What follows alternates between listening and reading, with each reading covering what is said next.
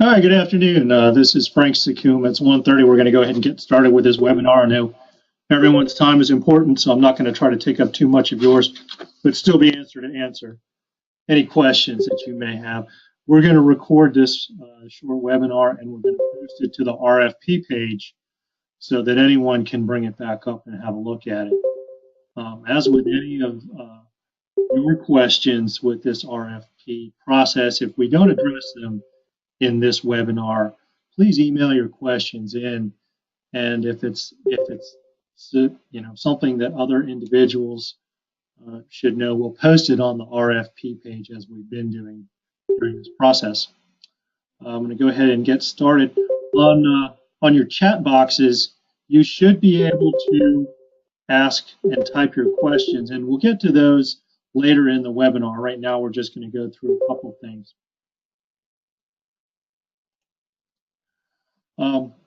This webinar is in response to 4 active RFPs we have going: restoration, science and technology, citizen engagement, and coastal community resilience. And the focus for fiscal year 18-19 projects is on water quality and habitat restoration, and that focus is notated in each of the RFPs. The due date for all 4 of these RFPs is February 26th by 5 p.m. The email address to submit that is sakuma@irlcouncil.org. That's .org, not .com. We've already corrected that in the RFP documents online. And again, please submit those as a PDF. For the proposal review, we anticipate having 3 separate teams, each team with a minimum of 9 people per team. And those teams are for restoration proposals, the science, and we're also going to include the coastal resilience proposal in Team 2. And Team 3 will be for engagement. We have a total of 89 notice of intents that were submitted. We have 34 in restoration, 33 in science, 20 in engagement, and 2 for the resilience RFP. As noted in the RFPs, presenters should be available to give a presentation to the review team if requested. The tentative dates for those in-person presentations are March 21st and 22nd, and we anticipate providing notice to any team that's asked to present by March 9th.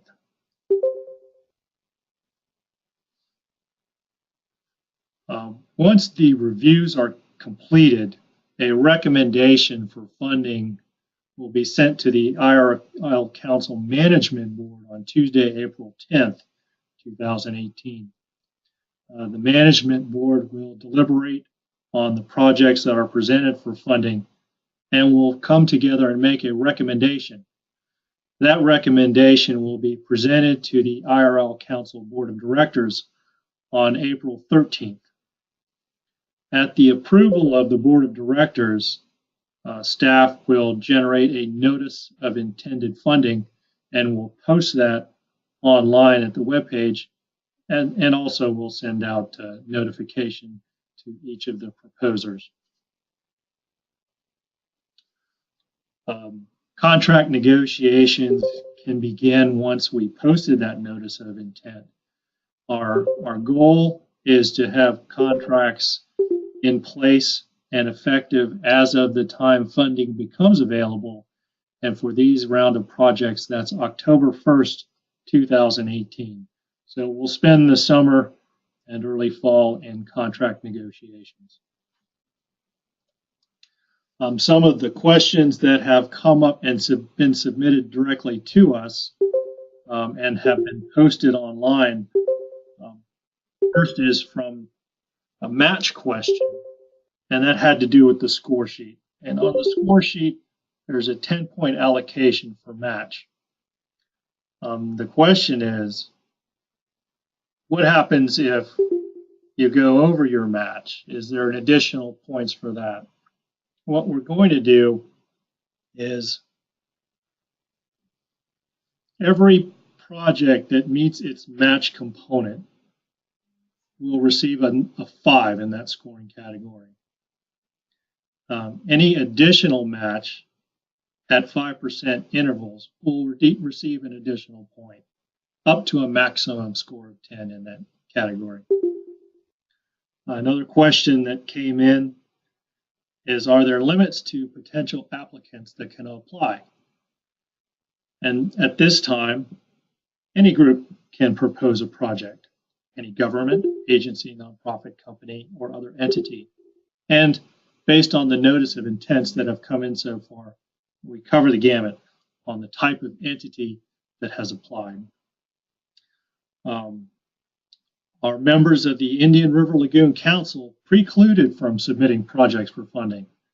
And no, they are not. I'd like to qualify this by saying that if a member has submitted an application and is also serving on one of the review teams, that individual is obligated to recuse themselves from voting or participating in any way with their application during the review process. We had a question recently that came in that we're just getting ready to post on the website as to whether expenditures of funds on a project prior to fiscal year 18-19 will be allowed. And this comes into play usually on large stormwater projects that take multi-years. It has been the practice of the program to allow cost share that begins at the same time of authorized funding. In this case, that's October 1st, 2018. So any expenditure of funds prior to that date will not be considered cost share for purposes of the RFP or the project. In other words, we do not anticipate having any type of reach back into cost share, nor reach back for expenditures.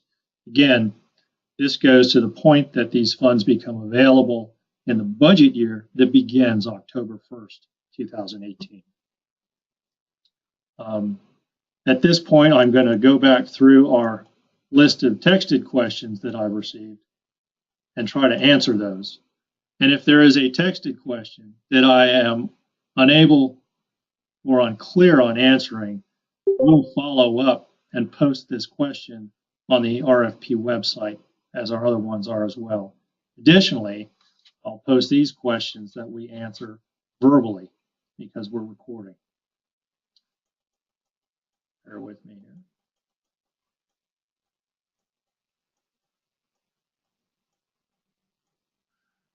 Questions, please clarify in-kind money types. For example, does unpaid project work by principal and/or volunteers count towards 25% in-kind?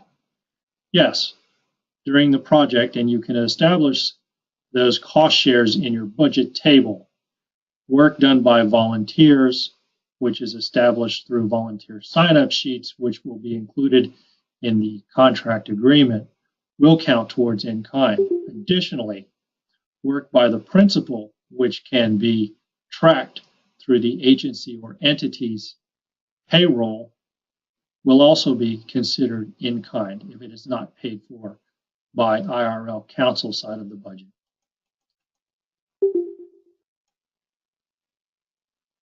Second part of that question is, if principal is not paid for essential ongoing information, does the money paid to others count for matching funds? I'm not prepared to answer that question because I'll need a bit more information from the individual that submitted it. So we will follow up with the webpage on that question and answer. Another question is, can you receive matching funds from various sources, like 20% from a university, 20% from a private person, etc.?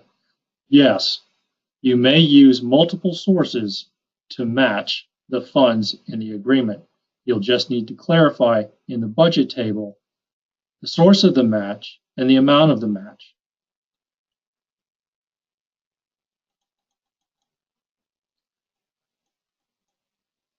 The next question is there a mechanism to allow use of equipment already in possession as match? Well, I'm going to have to research that question with our attorney. That hasn't come up before. What we have seen is maintenance and expendables used with that equipment, but not the equipment. So I'll have to follow up and then notate that on the RFP page. Second part of that question, which I'll also have to follow up, is there a way to incorporate at least a depreciated value of a key piece of equipment? Those are two very good and connected questions, and I will research that and post that information out on our webpage. Next is a common question. I'm surprised we haven't had it in email. Is there a specified maximum indirect cost rate? The answer to that is maybe, and it's maybe because of two reasons. One, what is the funding source? And I'll give you a for instance. Some of our RFPs, proposed projects, will be funded with EPA federal funds.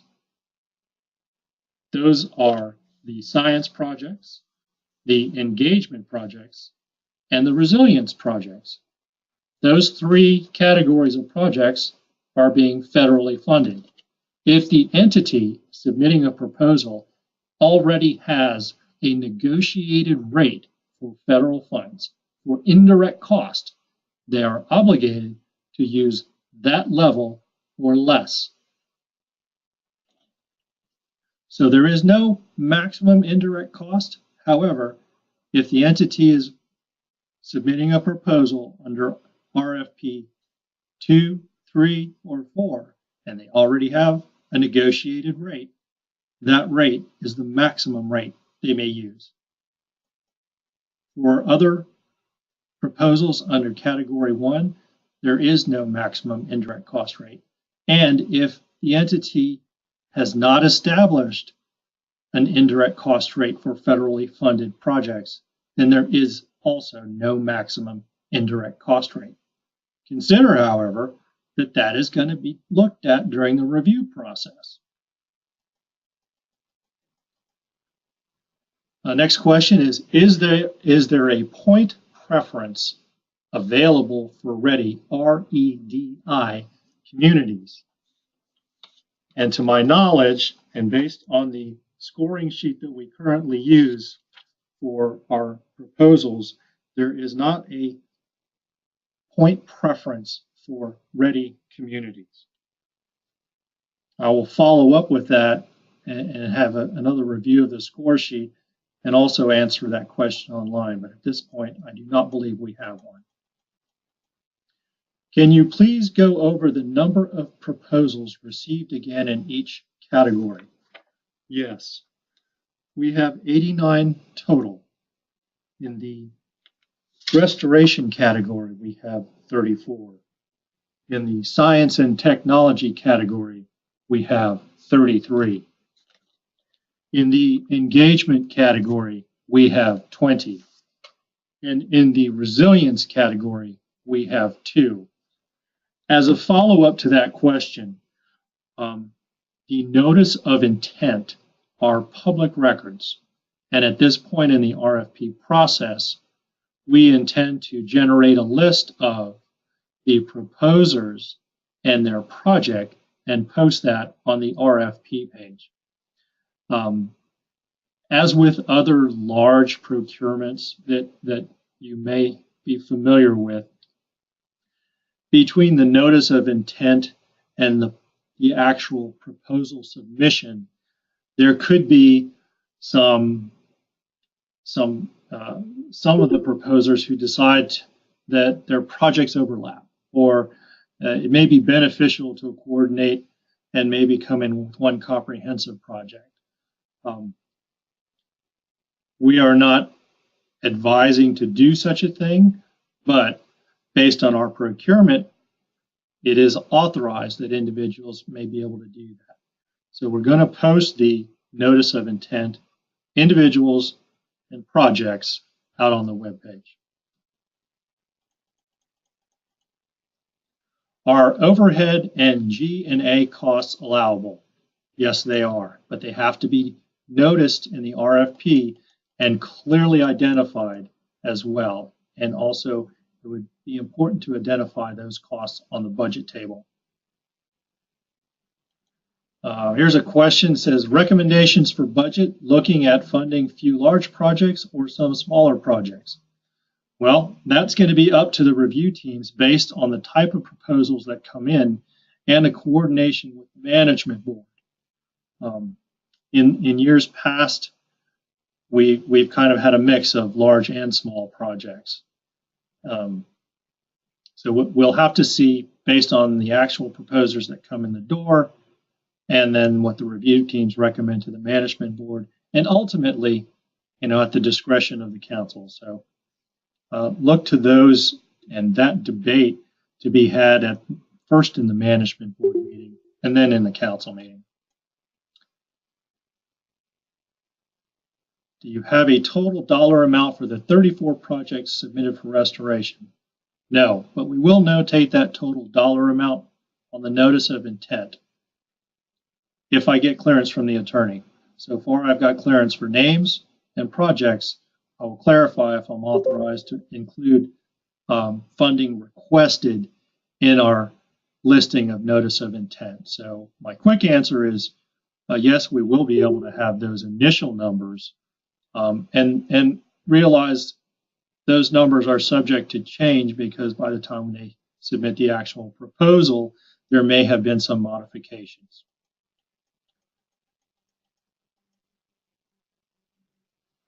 Next is, are we able to propose and operate a project without divulging trade secrets?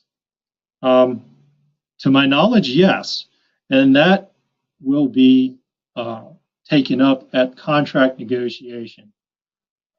I have not been made aware of, in the last 3 years of projects, any request from an entity for not divulging a trade secret which was not honored specifically in contract. So trade secrets are addressed in the contract negotiation.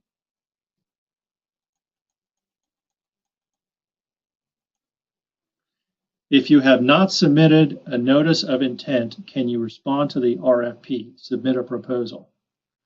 At this time, I will say no. However, in the RFP process, the council has reserved the right, and I just want to,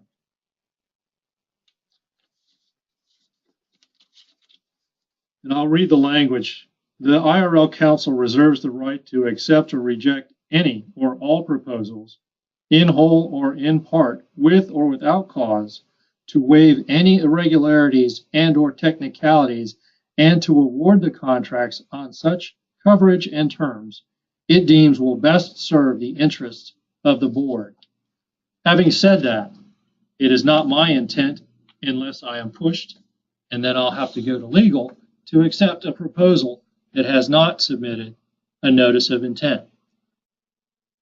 And that will be up to the attorneys to hash out. But at this time, I do not anticipate receiving any proposals that have not submitted a notice of intent to fund.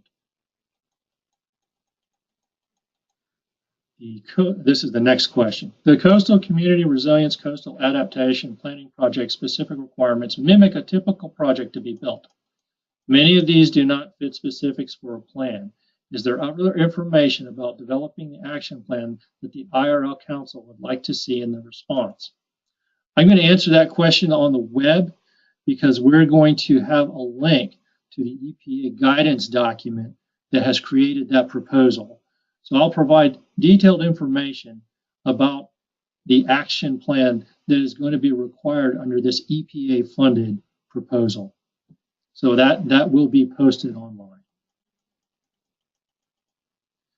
If the indirect rate is federal, can we charge a reduced rate and use the difference as a match? That's an excellent question.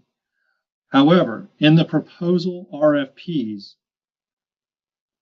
reduction or non-use or reduction of an indirect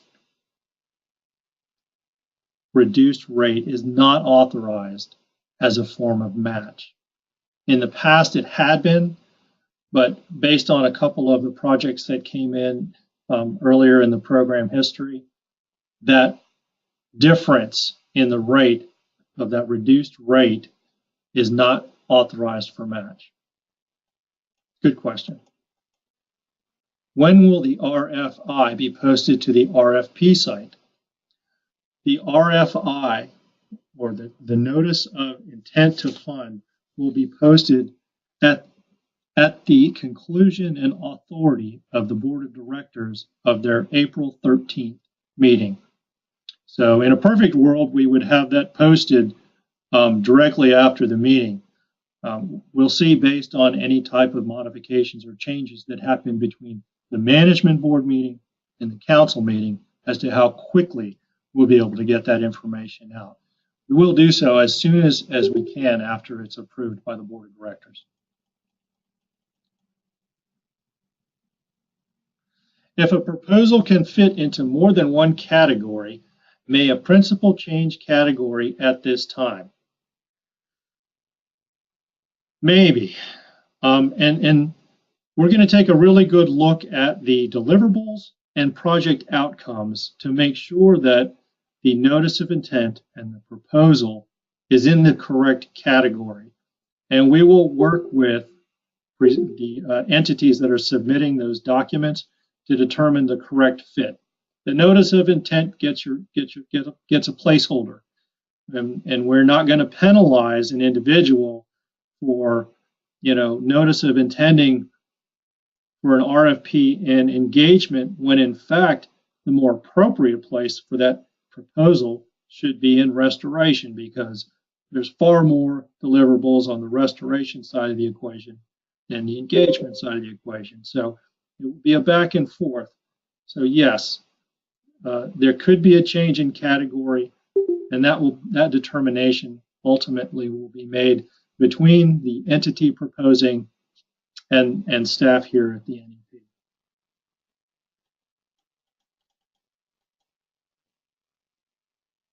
Are there review points taken off if the budget is too big according to the reviewers?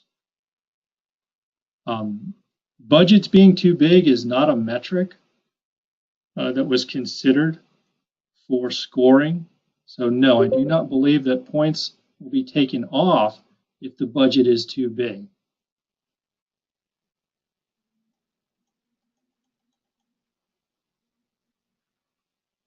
Does the EPA quality assurance plan for those projects which require one have to be completed before IRLNEP funding decisions are made? No, we will not ask for a quality assurance plan to be initiated until funding authority under the Notice of Intent to Fund has been noticed. We would never ask for that level of action and time and resources for a project that may or may not be funded.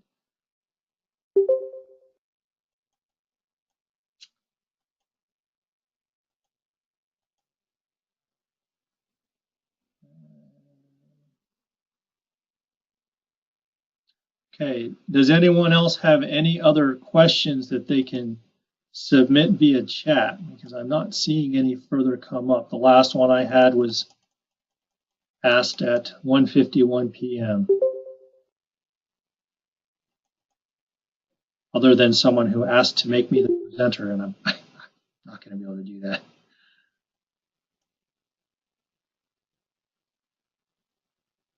Okay. Well, we will wrap this up. Again, I've advised that there are several questions that I'm going to have to. Oh, hold on. There's a question.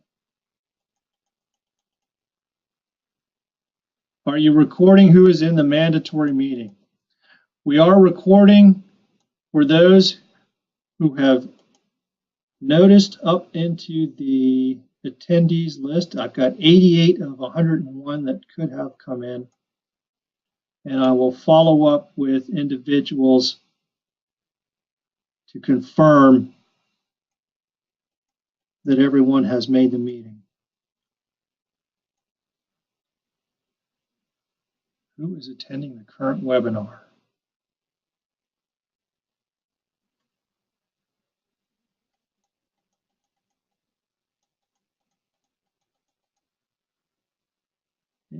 Who is attending the current webinar? Well, I'll have to get back to that question. Pardon?